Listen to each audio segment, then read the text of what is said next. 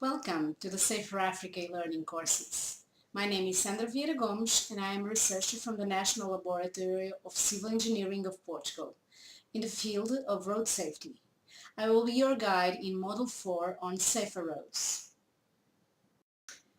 The Level 1 e-learning courses developed within this project are divided in 7 modules: concepts of road safety, data collection, road safety management, safe roads, safe users, safe vehicles, and finally post-crash care. You are now watching to the Module 4 on safe roads.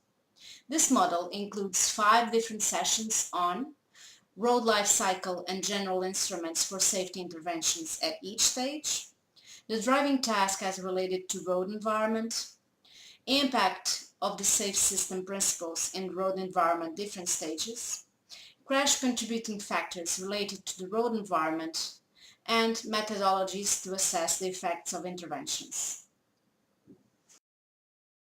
3 about the impact of safe system principles in road environment life cycle, I'm going to talk about the road network hierarchy and road functions, general description of safety issues of urban and rural roads, general speed limit settings determinants, principles for self-explaining and forgiving roads, and finally, vulnerable road users.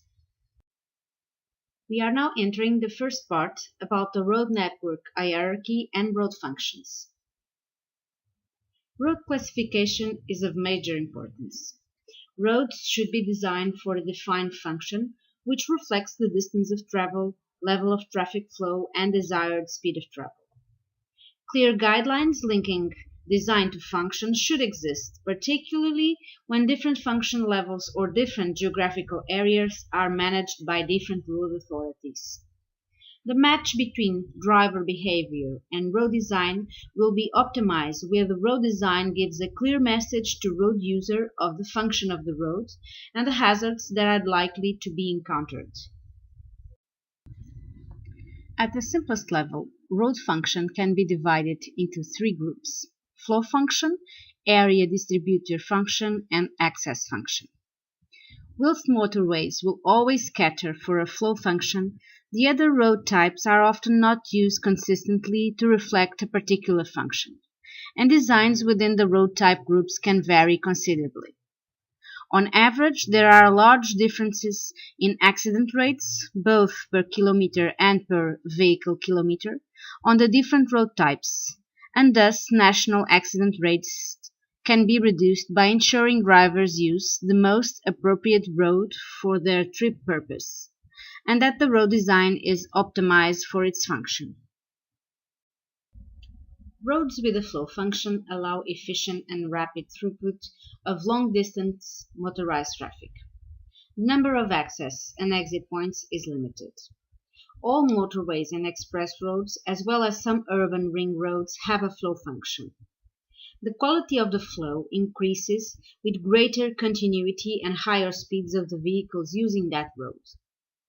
The physical road characteristics which accentuate a flow function are recognized by the cross-section, for example broad dual carriageway, by the design, and by the longitudinal profile, for example due to the lack of tight horizontal and vertical curves.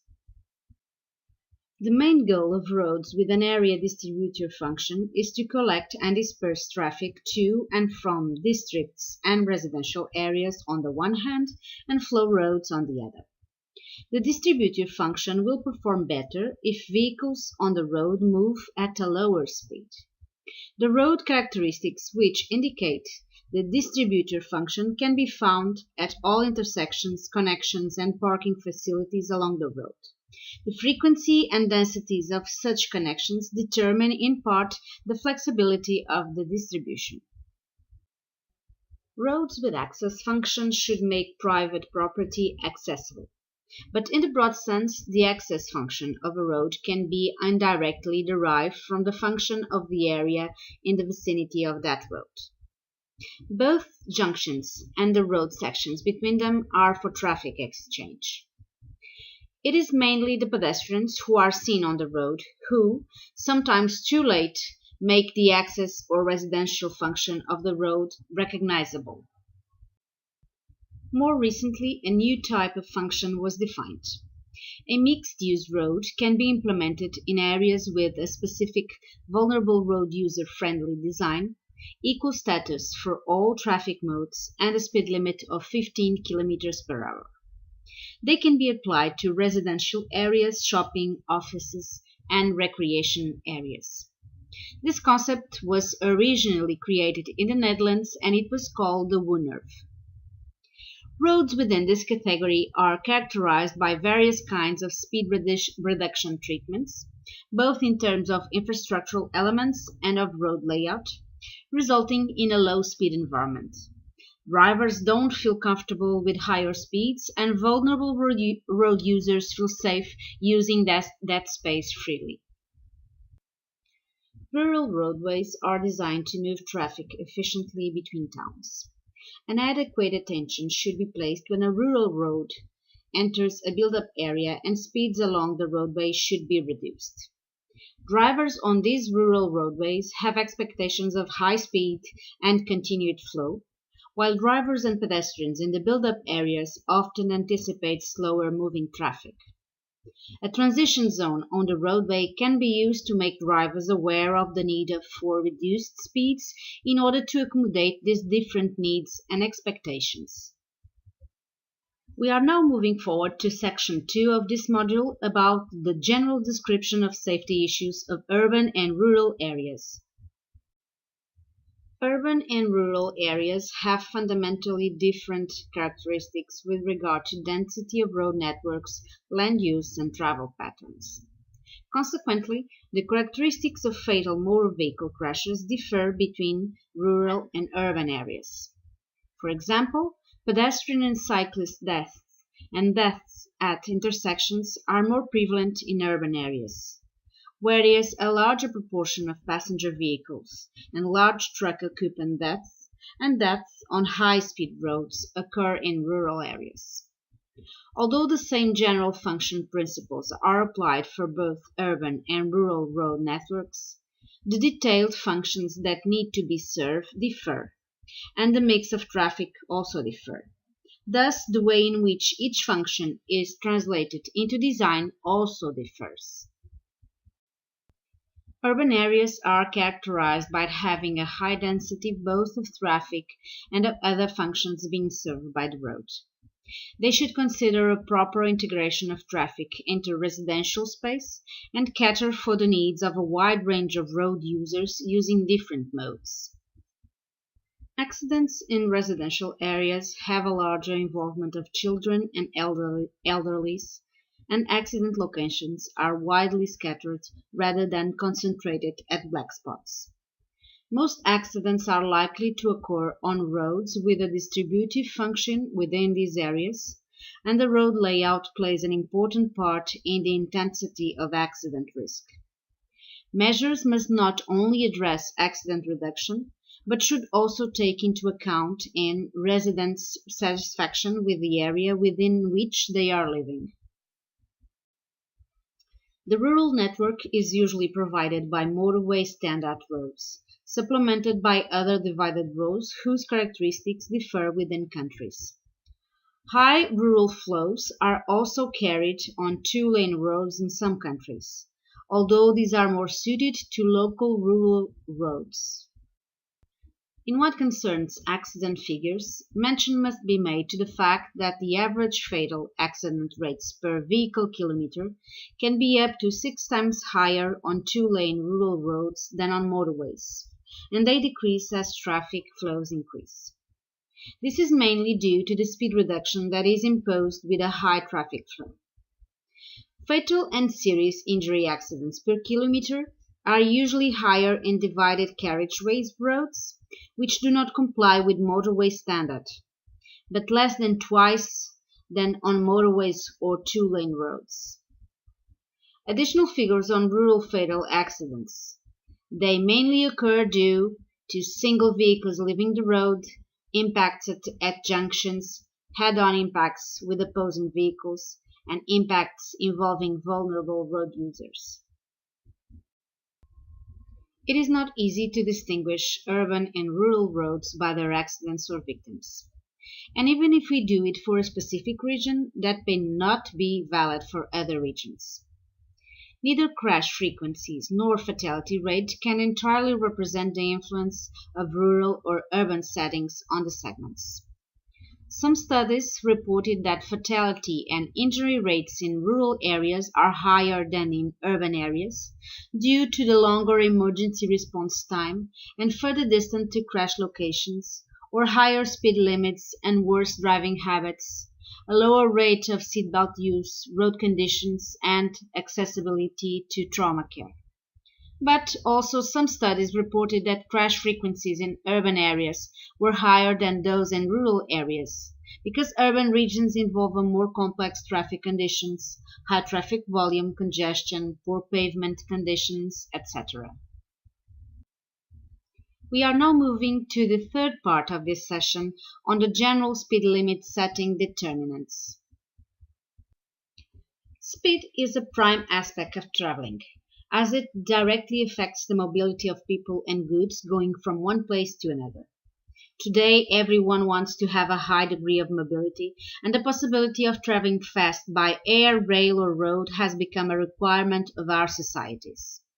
Driving speeds have a direct impact on the risk of the driver and other persons involved in an accident, as well as in noise and pollutant emissions.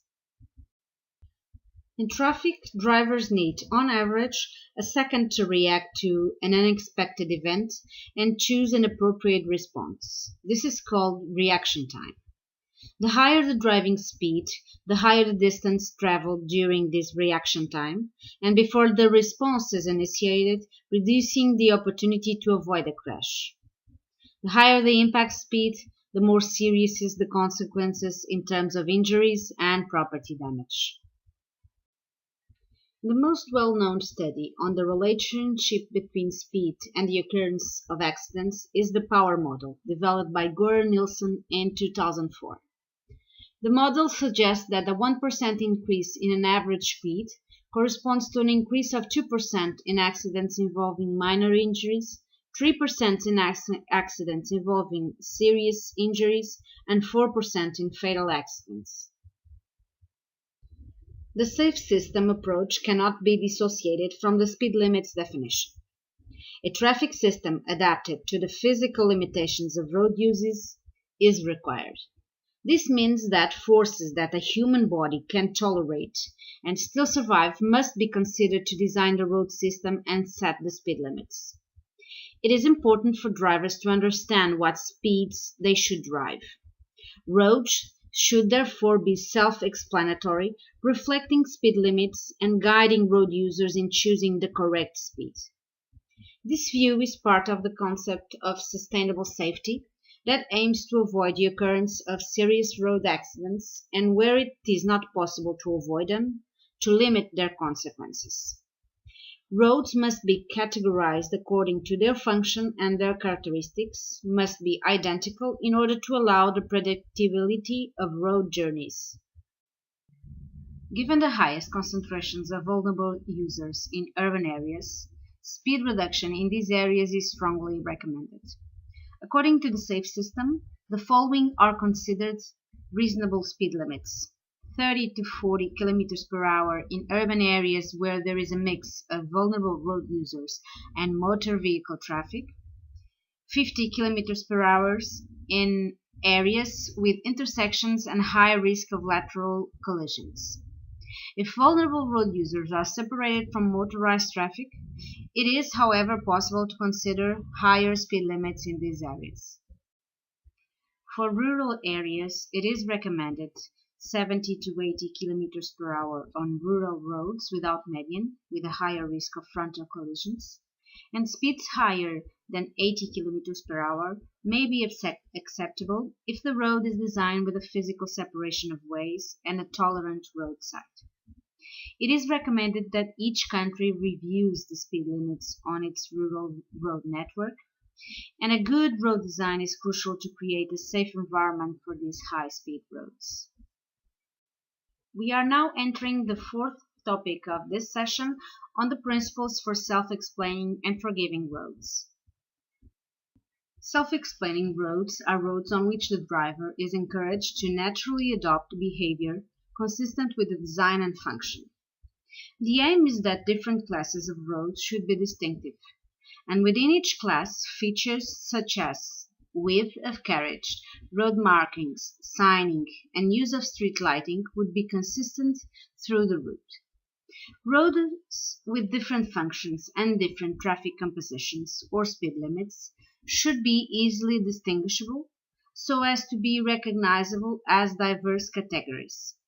Drivers would perceive the type of road and instinctively know how to behave. The self-explaining roads approach uses visual characteristics of roads to influence drivers and focus on three key principles of functionality, homogeneity, and predictability. So the aim is to ensure that road designs and associated behavior match their intended function to minimize confusion and promote desired driver expectations. Homogeneity is provided through clear defined road categories which prevent large differences in vehicle speeds, direction and mass within each hierarchy level. Predictability means that look and feel of roads within each category should be very consistent so that desired road user behavior is consistently reinforced. The concept of forgiving roadside aims to provide errant vehicles with a traversable recovery area free of fixed objects. It was created to increase the likelihood that a roadway departure results in a safe recovery rather than a crash, and mitigate the severity of crashes that do occur. Under this philosophy, roadside hazards with a free zone are either eliminated or moved. When hazards cannot be removed or relocated, the installation of a safety device, for instance a guardrail or a crash cushion, can be considered in order to protect occupants from the roadside obstacle.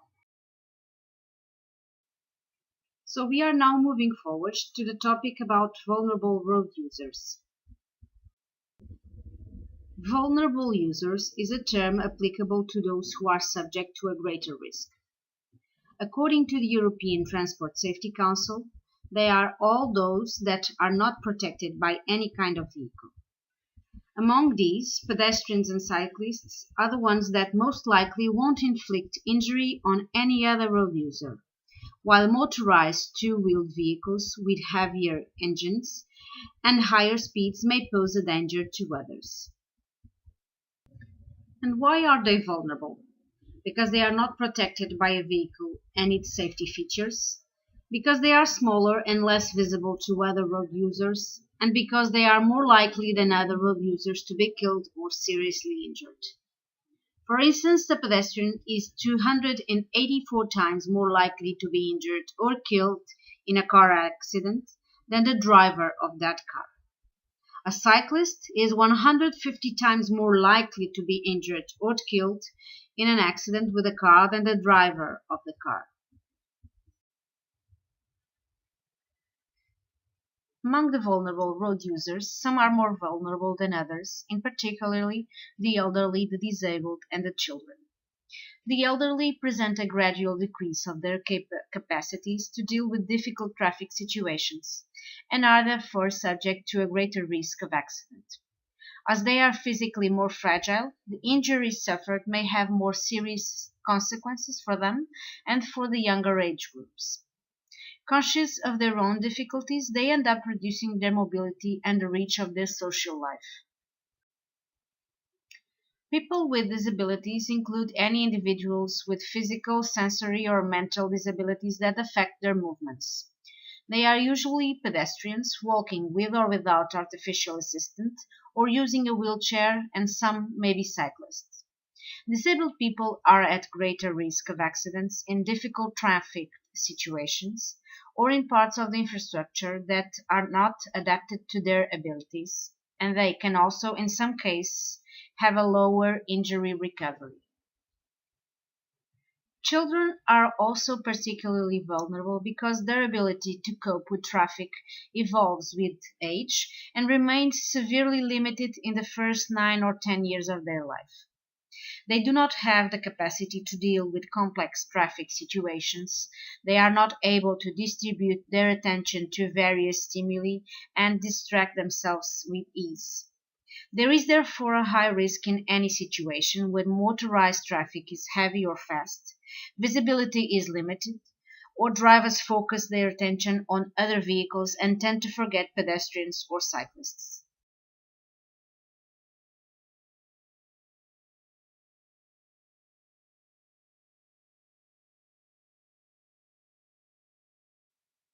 The main factors that influence the risk of injuries in pedestrians due to traffic accidents are speed, alcohol, lack of facilities for pedestrians, difficulty in seeing pedestrians, and the lack of control of traffic laws.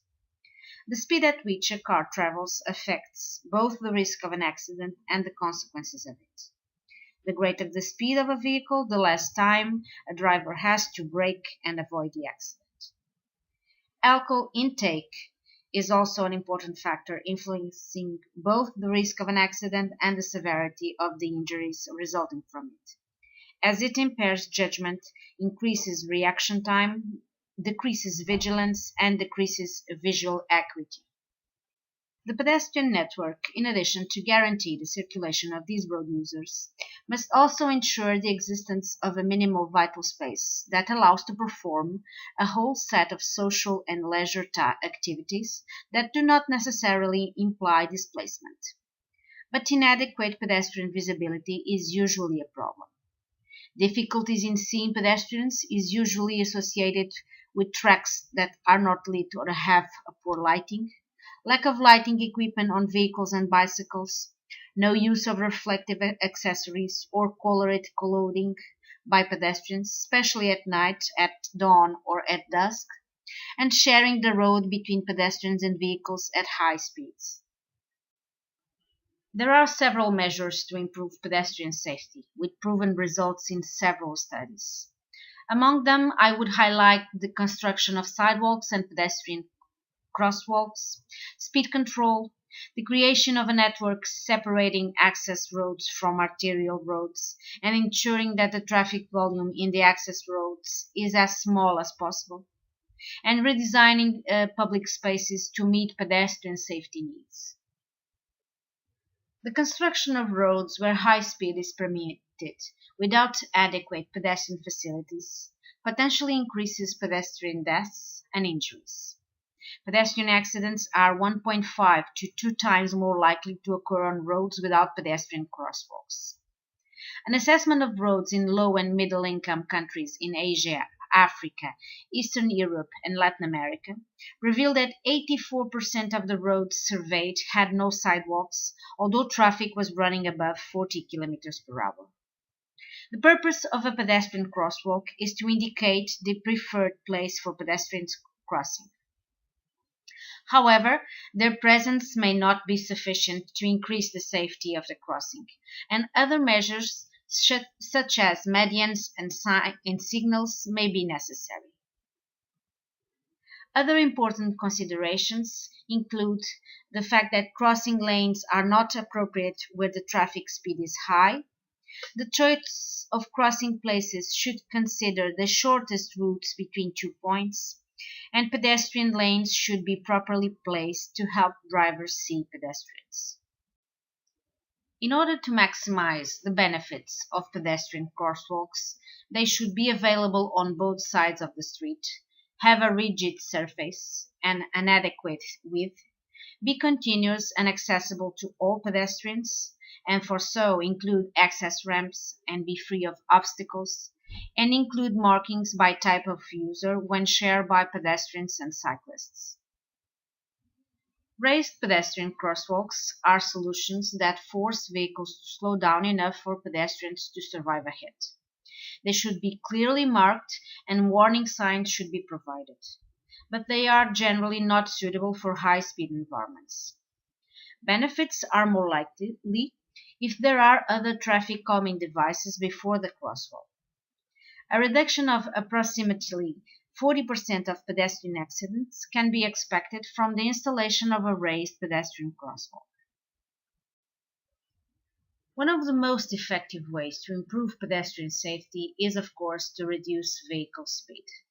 And there are a lot of measures that can be applied for these purposes. Usually, the combination of measures brings greater safety. Please watch Session 2 of Model 4 for further details on traffic calming measures with this effect. Another type of vulnerable road users are the cyclists. These users use a bicycle, which, according to the Vienna Convention, is any vehicle which has at least two wheels and is propelled solely by muscular energy of the persons on that vehicle, in particularly by means of pedals or hand cranks. There is a great variation in the behavior of cyclists in traffic, particularly when we are comparing younger and elder cyclists. Younger cyclists tend not to comply with the signs and rules that apply to them. They like to play and show off, which make them take higher risks. Usually, in intersections, they tend to act according to their own safety perception, instead of waiting for the green light. Elder cyclists have a lower ability to deal with the traffic situation while focusing on the task of driving the bicycle. And they tend to react more slowly, and they lose control of the direction of the bicycle more often. Differences in the behavior of cyclists are also related to the purpose of the trip. When they use bicycle to go to work or school, they are on familiar routes and tend to pay less attention to other traffic. Like pedestrians, they choose the shortest route possible to reach the destination, which sometimes leads to them to use one-way streets in the wrong direction or to pedal on the sidewalk, creating conflicts with pedestrians. When pedaling for exercise, other types of bicycles are often used and speeds can be high. Most of the accidents between bicycles and motor vehicles happen at three-legged intersections, especially when the vehicle entering the priority road wants to turn right and a cyclist approaches from the right. The driver totally focuses his attention on vehicles coming from the left, disregarding the cyclist coming from the right. Drivers of motor vehicles always seek conflicts with vehicles of the same type, as they are more dangerous. The design of the cycle lanes depends on the level of segregation between modes. We can choose between shared road space between bicycles and motorized traffic, a shared road space between modes but with a pavement marked separation, which is called a cycle lane, and a segregated road space with a physical separation between channels, which is called a cycle track. Regardless of the type, it should be stressed that it's essential to ensure the coherence of the network, avoiding changing short-distance typologies, which may contribute to additional conflicts. In general, segregation becomes more attractive as the distance between intersections increases and traffic volume and traffic speeds increases. So in opposed sessions, we have the mixed traffic with lower desired speeds and cars, and for high speeds and many vehicles we should have a segregated cycle tracks. The slope strongly affects the comfort of the users and can also reduce safety. For this reason, maximum lengths are assigned to sections above 5% of slope, which according to AASHTO are 8.3% maximum for up to 61 meters, 10% maximum for up to 9 meters, and 12.5% for up to 3 meters. With the advanced stop line for cyclists, motor vehicles drivers have cyclists in front of them, in their direct field of vision, which reduces the risk of cyclists appearing unexpectedly. In Sweden, for instance, the advanced stop line was combined with a bike lane, creating a reduction in cyclists' accidents risk by 35%. Geometric solutions for improvement of cyclist safety are usually associated with reducing the number of points of conflict, forcing a decrease in vehicle speeds, and increasing the alert level of their drivers. The introduction of calming elements seek to increase the discomfort of drivers so that they are forced to adjust their speed and level of attention to the conditions of that spot. Please see also Session 2 of Module 4 about traffic calming measures. This is all for the Session 3 on Impact of Safe System Principles in Road Environment Lifecycle. Thank you for your attention. You can download the PDF of this presentation from the website and also a PDF with references and further readings on this subject. I invite you now to watch the next session of the Safe Roads module on the crash contributing factors related to the road environment.